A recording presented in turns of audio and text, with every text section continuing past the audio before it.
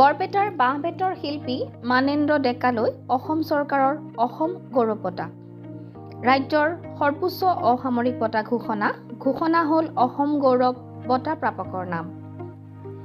বৰপেটাৰ বাঁহ-বেতৰ শিল্পী মানেন্দ্ৰ ডেকালৈ অসম চৰকাৰৰ অসম গৌৰৱ বঁটা আগবঢ়োৱা হৈছে। 1980 চনৰ পৰা বাঁহ-বেতৰ শিল্পৰ লগত জড়িত হৈ তেওঁ ইতিমধ্যে ৰাষ্ট্ৰপতিৰ পৰাও বঁটা লাভ কৰিছে।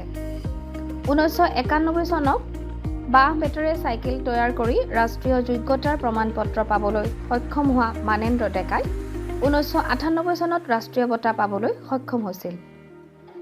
অসমৰ বাহিৰত আদৰ থকা বাঁহ-বেতৰ শিল্পকলাৰ মাজতেই থাকিবলৈ ইচ্ছা কৰা মানেন্দ্ৰ ডেকাই ইতিমধ্যে চৰকাৰীভাৱে তথা নিজাববীয়াকৈ উদ্যোগ লৈ কেইবাটাও উচ্চ পৰ্যায়ৰ বাঁহ-বেতৰ প্ৰশিক্ষণ দি নিবনুৱা যুৱক-যুৱতীক আত্মসংস্থাপনৰ এক নিদৰ্শন দেখুৱাই দিছে।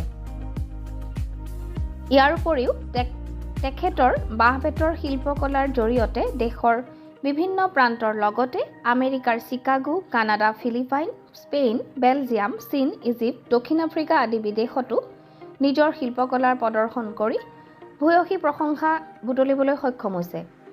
আজি ৰাজ্য চৰকাৰে অসম গৌৰৱ বঁটাৰ বাবে তেখেতৰ নাম ঘোষণা কৰাৰ পাছত শিল্পীগৰাকী উৎফুল্লিত হৈ পৰিছে। খুব মই আনন্দিত আৰু এই কৰ্মটো যিটো আজি অসম চৰকাৰে পদক্ষেপ লৈছে এইটোৰ কাৰণে মই বহুত বহুত ধন্যবাদ তেওঁলোকক। আৰু এইটো মোৰ কৰ্মটোত উদ্যম এটা দিয়া হৈছে। এইটো মই 80 চনত কৰিছিলোঁ আৰু এই মামাৰ তাত শিকিছিলোঁ আৰু 1984ত মই নিজে ঘৰত এই কৰ্মটো সৰু ফেক্টৰী আৰু তাতে গঢ়ি উঠাইছোঁ। প্ৰথম অৱস্থাতো ধৰক ইণ্ডাষ্ট্ৰি ডিপাৰ্টমেণ্টৰ পৰাই পাইছিলোঁ এক্সিবিশ্যন কৰি। তাৰপিছত এনেকৈ আমাৰ অসমৰ পৰা বাহিৰত ষ্টেটত গ'লোঁ, তাত পৰা এনেকৈ কাম এক্সিবিশ্যন পাই আহি ঘৰত আৰু মই ধৰক ভাল এৱাৰ্ডত চাৰ্টিফিকেট ভাল হেৰি পালে কৰ্মটো আৰু এটা স্কোপ বেছি পাবা। এনেকৈ মই এখন বাইচাইকেল বনালোঁ বেম্বো। তেতিয়া মই 1991 চনত নেশ্যনেল মেৰিট চাৰ্টিফিকেট পালোঁ। আচলতে নেশ্যনেল এৱাৰ্ড আৰু মই পালোঁ 1998ত ৰিক্সাৰ ওপৰত। এইটো বিজ্ঞান ভৱনত দিছিল, কৃষ্ণাকান্ত উপৰাষ্ট্ৰপতি আছিল, তেখেতে দিয়া আছিল। আমাৰ ভাৰতবৰ্ষতো গোটেই হেৰিতে কৰা হৈছে, যিবিলাক ষ্টেট আছে। তাৰপিছত মই প্ৰথম কানাডাই গৈছিলোঁ, কানাডা চিভিলাইজেশ্যন মিউজিয়াম কিউবেত। তাৰপিছত গ'লোঁ Philippines Manila CITC training upgradation ল'লোঁ, UNDP পঠাইছিল। তাৰপিছত আমেৰিকা চিকাগো গ'লোঁ, বেলজিয়াম গ'লোঁ, স্পেইন বাৰ্চিলোনা গ'লোঁ, হাংগেৰী গ'লোঁ, তুৰ্কী গ'লোঁ, বেংকক গ'লোঁ, Japan, China, south Africa Cape Town, Oman Muscat, Egypt এনেকৈ গৈছোঁ আৰু বিদেশত।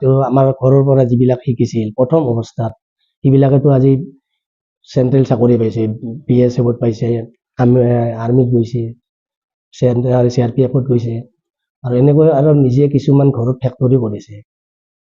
আৰু আমি আজি যিটো মই কৰিছিলোঁ ধৰ গুৱাহাটী IITত কৰিছোঁ, দিল্লী জৱাহৰলাল নেহৰু কলেজত কৰিছোঁ, নিপ কলেজত কৰিছোঁ, ক্ৰাফ্ট মিউজিয়াম প্ৰগতি মৈদানতো কৰিছোঁ। এইবিলাক কিছুমান ষ্টুডেণ্টে কৰি তেওঁলোকে বাহিৰত পঢ়া চান্স পায়। ভৱিষ্যত পৰিকল্পনাটো মোৰ আছে আৰু এইটোৱেতো শেষ নহয়, বহুত দীঘলীয়া ৰাস্তা আৰু এইটো কৰ্মটোৰ শেষ নাই বুলি কৈছোঁ। আজি যথেষ্ট মই বহুত ভাল লাগিল, কৰ্মৰ ফলটো পাইছোঁ মই আজি, আৰু অসম চৰকাৰক বহুত বহুত ধন্যবাদ। বৰপেটাৰ পৰা ৰাজু কুমাৰ দাসৰ ৰিপৰ্ট, অমৃত নিউজ। অমৃত প্ৰবাহ অসমীয়া সাপ্তাহিক কাকতৰ ডিজিটেল সংস্কৰণ অমৃত নিউজ, সত্যৰ সন্ধানত অমৃত নিউজ।